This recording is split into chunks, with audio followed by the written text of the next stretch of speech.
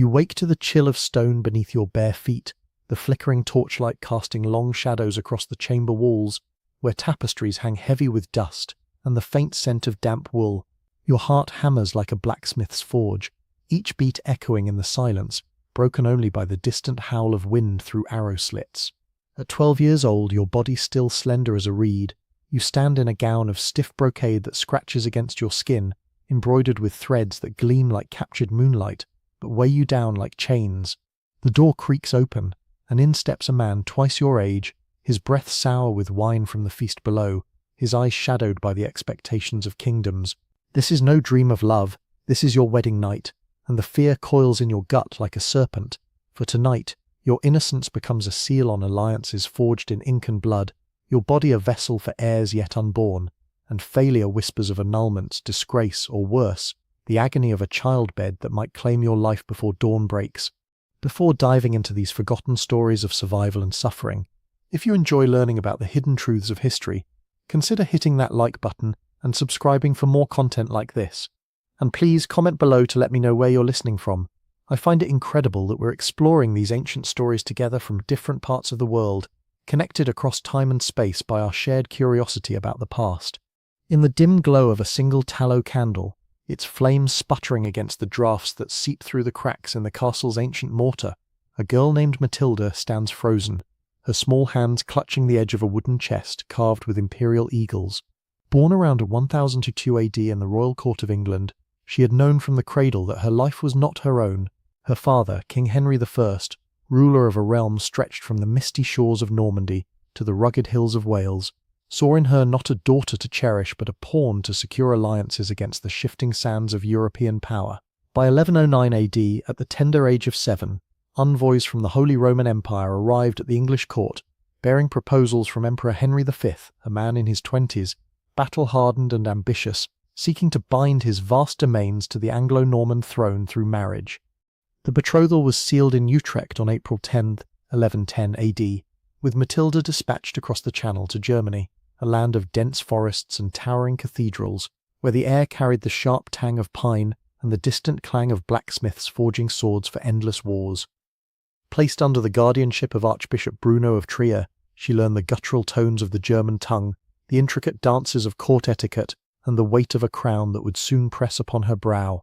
But beneath the lessons in Latin prayers and embroidered silks, a quiet dread grew, unspoken even in her private confessions to the chapel's stone saints.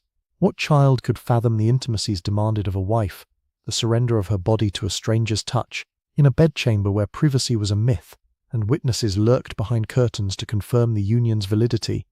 The wedding came on January 7, 1114 AD, in the Grand Cathedral of Mainz, its arches soaring like the ambitions of the men who orchestrated it. Matilda, now 12, walked the aisle in a gown of crimson velvet, heavy with gold thread that chafed her skin, her veil a gossamer barrier against the stares of assembled nobles from across the empire. The air was thick with incense, its smoky tendrils curling around the altar, where vows were exchanged in Latin, words she understood but whose full meaning eluded her youthful grasp. Henry V, tall and stern, his face marked by the scars of campaigns against rebellious dukes, took her hand with a grip that spoke of possession rather than affection.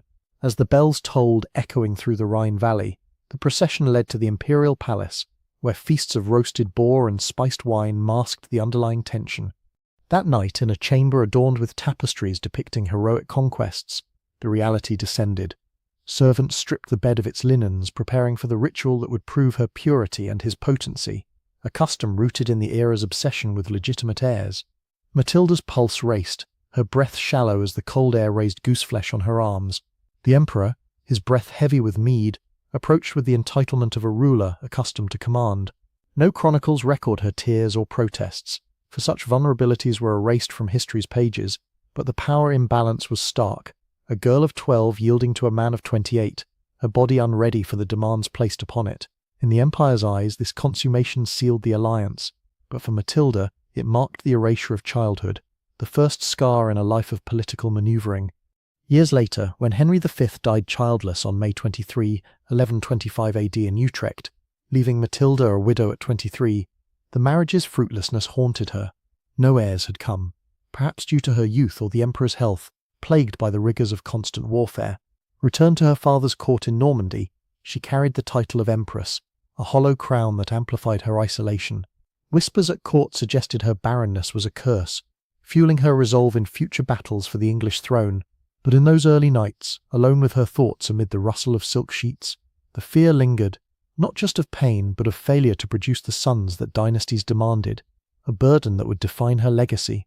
Across the Channel, in the sun-drenched vineyards of Aquitaine, another young heiress faced a similar fate, her story intertwined with the scents of blooming lavender and the salty breeze from the Atlantic. Eleanor, born around 1122 AD in the opulent court of Poitiers, inherited one of Europe's richest duchies upon her father's death in 1137 AD. At 15, she was a vision of vitality, with auburn hair that cascaded like autumn leaves and eyes sharp as a falcon's gaze. Yet, her inheritance made her a target, a prize to be claimed before rivals could snatch her away. King Louis VI of France, on his deathbed, orchestrated her marriage to his son Louis VII, to merge Aquitaine's vast lands stretching from the Pyrenees to the Loire with the Capetian crown. The union was hasty, solemnized on July 25, 1137 AD, in the Cathedral of Saint André in Bordeaux, where the summer heat mingled with the aroma of beeswax candles and fresh rushes strewn across the floor. Eleanor, dressed in a kirtle of sapphire blue silk, embroidered with the golden lions of her house, exchanged vows before an assembly of French and Aquitanian lords, their armour clinking softly in the pews. Louis, 17 and pious, his face pale from monastic upbringing, seemed more monk than monarch, his hands trembling as he placed the ring on her finger. The feast that followed overflowed with roasted peacocks and troubadour songs, but Eleanor's mind wandered to the chamber awaiting them, its canopied bed a symbol of the duties ahead. As dusk fell, casting long shadows over the Garonne River, attendants led the couple to their quarters. The bedding ceremony, a ritual as old as the feudal bonds it reinforced, unfolded with priests blessing the mattress and courtiers toasting their fertility with goblets of hippocras, a spiced wine that burned going down. Eleanor's heart fluttered beneath her camise, the fine linen clinging to her skin in the humid air. Louis, awkward and inexperienced, approached with hesitation, his devotion to the church clashing with the carnal expectations of kingship. Chronicles hint at his reluctance, perhaps born from religious scruples that viewed pleasure as sin, leaving Eleanor to navigate the night's intimacies with a mix of curiosity and apprehension. The pressure was immense. Without sons, her position was precarious, her duchy vulnerable to annulment or seizure. For years, the marriage yielded only daughters, Marie in 1145 AD and Alix in 1150 AD, fueling Louis's doubts and Eleanor's frustrations. Whispers in the Parisian court spoke of her spirited nature clashing with his piety, her love of poetry and hunting contrasting his fasts and prayers. During the Second Crusade from 1147 to 1149 AD, tensions boiled over in Antioch, where rumours of her affair with her uncle Raymond swirled, though unsubstantiated. By 1152 AD, at Beaugency near Orléans, the marriage was annulled on grounds of consanguinity, a convenient pretext for deeper incompatibilities. Eleanor, now 30, emerged stronger, her fears transformed into ambition, as she remarried Henry II of England mere weeks later on May 18, 1152 AD, in Poitiers, birthing 8 children and shaping the Angevin Empire. Yet in that first Bordeaux night, the fear was raw, the fear of a stranger's embrace, the weight of producing heirs in a world where women's worth was measured in sons, and the unspoken dread of childbirth's perils, where fever and hemorrhage claimed lives as readily as battlefield swords. Eleanor's resilience would define her as Queen of France and then England, but the vulnerability of that wedding eve lingered, a shadow in her legendary independence. Far to the north, in the fog-shrouded coasts of Flanders, a different tale unfolded, one of defiance amid the clamour of looms weaving the region's famed cloth. Matilda, born circa 1031 AD to Count Baldwin V of Flanders and Adela of France, grew up in a court buzzing with merchants and diplomats, the air redolent of sea salt and freshly dyed wool. By her late teens she caught the eye of William, Duke of Normandy, a bastard son risen to power through sheer ferocity, his illegitimacy a stain that barred him from many noble matches. Legends embroidered by later chroniclers like a tapestry's intricate border claim Matilda initially rebuffed him, declaring she would wed no bastard, only to be dragged through Bruges' muddy streets by her hair until she yielded. Historians dismiss this as myth, attributing it to Norman propaganda, but the truth held its own drama. Their betrothal, around 1049 AD, sparked papal ire, for they were distant cousins violating church prohibitions on consanguinity designed to prevent inbred alliances. Pope Leo IX banned the union at the Council of Rheims in 1049 AD, forcing a delay that tested William's patience. Matilda at 20 felt the strain, her chambers in Bruges filled with the scent of lavender sachets to calm nerves frayed by uncertainty. Whispers among her ladies-in-waiting spoke of the Duke's temper, forged in the fires of Norman rebellions, and the risks of defying Rome. Excommunication loomed, a spiritual death in an age when salvation was paramount. The wedding finally occurred in 1051 AD, likely at Eu in Normandy, a discreet affair amid the ban, with vows exchanged in a chapel overlooking the Channel's churning waves.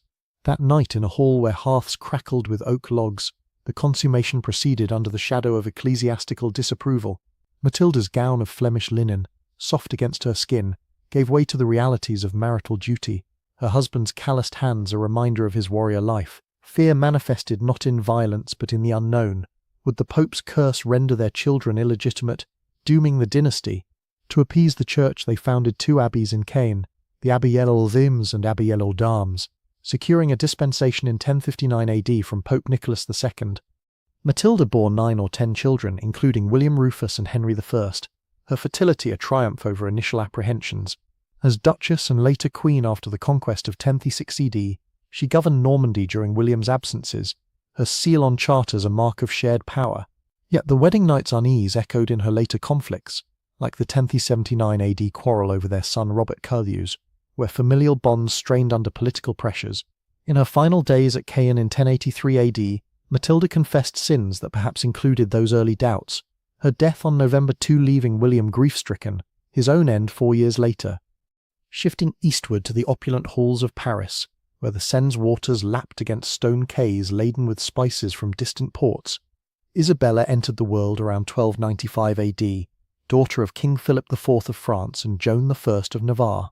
Raised amid the grandeur of the Louvre, with its gardens blooming in spring and halls echoing with minstrels' lutes, she embodied the Capetian lineage's grace, fair-haired, intelligent, and destined for a throne. By 1307 AD, negotiations sealed her fate, marriage to Edward II of England, a union to mend frayed ties over Gascony, the last English foothold in France after Philip's aggressive expansions. At 12, Isabella crossed the Channel in January 1308 AD, her ship battling winter gales to dock at Boulogne-sur-Mer. The wedding on January 25 unfolded in the town's cathedral, its nave filled with the aroma of frankincense and the glint of armoured knights. Isabella, in a gown of silver tissue veiled in gauze, exchanged vows with Edward, 23 and handsome, his Plantagenet features softened by a love of theatre and fine arts. But joy curdled swiftly. At the banquet, Edward bestowed lavish gifts not on his bride but on Piers Gaveston, his favourite, seating the Gascon knight beside him while Isabella sat sidelined, her uncles seething at the insult. The wedding night, in a chamber warmed by braziers glowing with charcoal, unfolded amid this tension. Attendants performed the bedding, drawing curtains around the four-poster bed, as priests murmured blessings. Isabella's fear was palpable, the cold draught on her skin, the weight of Edward's indifference, his eyes distant as if envisioning another. Chronicles note his preference for Gaveston, hinting at a lack of ardour that left the marriage unconsummated that eve, or at least unfulfilling. Political whispers amplified her isolation. Without immediate heirs, her position was tenuous, her body scrutinised for signs of pregnancy. Years brought children Edward III in 1312 AD at Windsor, followed by 3 more, but resentment festered. By 1325 AD, sent to France to negotiate peace, Isabella refused return, fearing assassination by Edward's new favourites, the Despensers. Allied with Roger Mortimer, she invaded England in 1326 AD, deposing Edward II and ruling as regent until 1330 AD, when her son seized power. Her later years at Castle Rising in Norfolk, until her death on August 22, 1358 AD, were marked by quiet influence, but the wedding night's humiliation scarred her, fueling a queen's transformation from pawn to player. In the verdant fields of Anjou, where the Loire River wound like a silver thread through vineyards heavy with grapes, Margaret was born on March 23, 1430 AD, to Renée of Anjou and Isabella of Lorraine. Her childhood, amid the Renaissance stirrings of art and learning, prepared her for a role in the intricate web of European diplomacy. By 1444 AD, as the 100 Years' War ground towards stalemate, English envoys proposed her marriage to King Henry VI, a pious but fragile monarch, to secure a truce. At 15, Margaret embodied hope for peace, her dowry a modest 20,000 francs offset by the cession of Maine. She arrived in England on April 9, 1445 AD, at Portsmouth, her ship greeted by cheering crowds and the salty tang of the Solent. The wedding occurred on April 23 at Titchfield Abbey in Hampshire, a modest Cistercian house where vows were spoken before an altar draped in white samite. Margaret, in a dress of embroidered satin, her dark hair bound in pearls, faced Henry, 23 and gentle, his hands soft from prayer rather than sword. The feast featured subtleties, sugar sculptures of lions and eagles, but the air hummed with political undercurrents, Suffolk's orchestration drawing baronial ire. That night, in the Abbey's guest quarters, with walls echoing the monks' chants, the consummation proceeded. Henry's mental fragility, foreshadowing his later breakdowns, may have tempered the encounter, his touch hesitant amid the scent of beeswax and herbs strewn on the floor. Margaret's apprehensions centred on the unknown, a foreign land, a husband prone to saintly abstractions, and the imperative to bear heirs in a court rife with factions. No immediate pregnancy followed. Their son Edward arrived only in 1453 AD at Westminster, amid suspicions of illegitimacy fueled by Henry's catatonia. The marriage's political weight crushed her.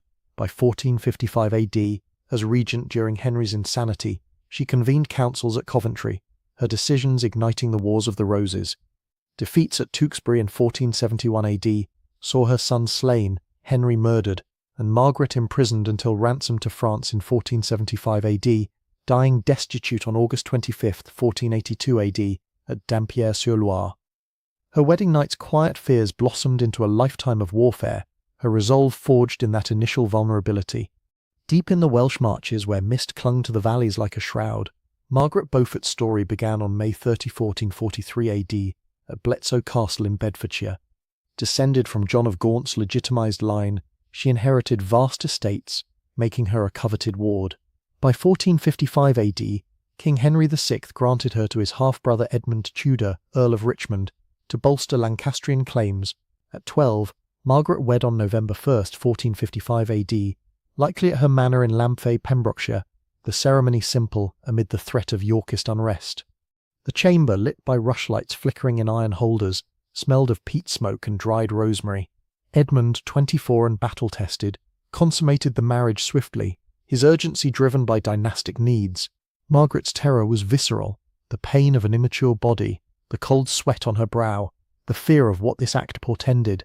Pregnant by early 1456 AD, she widowed when Edmund died of plague on November 3 at Carmarthen Castle.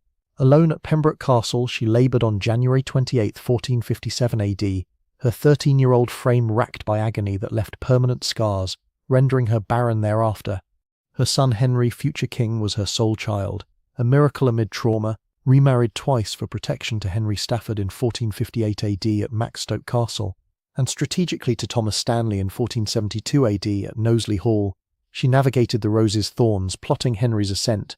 By her death on June 29 AD at Westminster, she had founded colleges and shaped Tudor England, but the wedding night's shadow endured, a testament to the era's cruelties. These tales, woven from the threads of history, reveal the silent horrors behind gilded crowns. Queens, bound by duty's iron grip, faced nights where fear was the uninvited guest, their bodies bartered for power, their spirits tested in the crucible of expectation.